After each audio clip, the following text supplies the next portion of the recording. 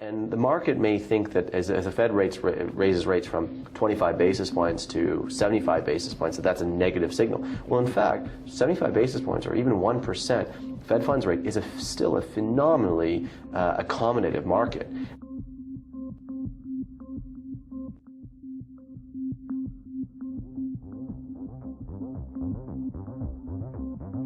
The possibility of a rate hike seems to have been a consensus leading into this year. Who knows how that'll change? Last week, David Rosenberg said that he didn't think there was a chance that there would be a rate hike in 2015 because of all the moving parts. As you mentioned, the euro is in jeopardy. There's destabilization in Europe. Today's announcement, the Swiss franc, their decision to unhook.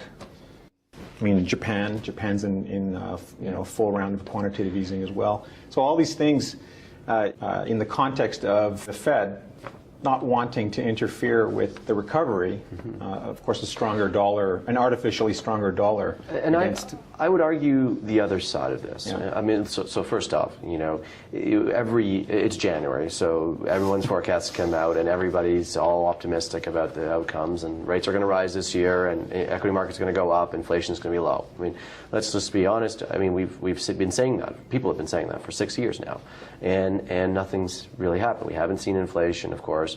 We haven't seen rates go up. Equity markets continue to sort of appreciate. We've had really great markets there. I personally believe that, in fact, with all of this price-insensitive buying of bonds, they're actually doing the job of the Fed. And it allows the Fed to actually feel that they can raise rates potentially on the short end and not meaningfully impact the long end rates. So here's the issue. It's not the question of short rates that really matter. I mean, we have to define accommodative. And the market may think that as the Fed raises rates from 25 basis points to 75 basis points, that's a negative signal. Well, in fact, 75 basis points or even 1% Fed funds rate is still a phenomenally accommodative market, one where rates are low, people are still borrowing at very, very attractive rates.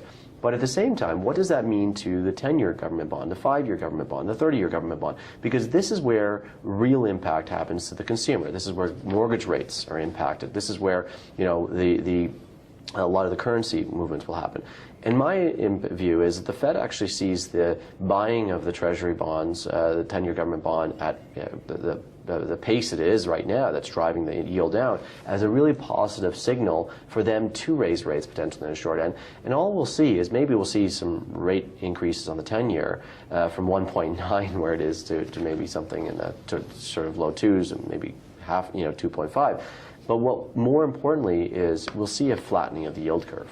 And I think that's really what the Fed looks at as buying time, is that we'll still see meaningfully accommodative environment short end, and we'll see a meaningfully accommodative environment on the long end. And that's going to continue to sort of push the consumer to be taken care of. Inflation will stay low because of oil prices and all the rest of it. And on top of that, we should see equity markets continue to sort of do well, and the economy continue to improve as a result of that.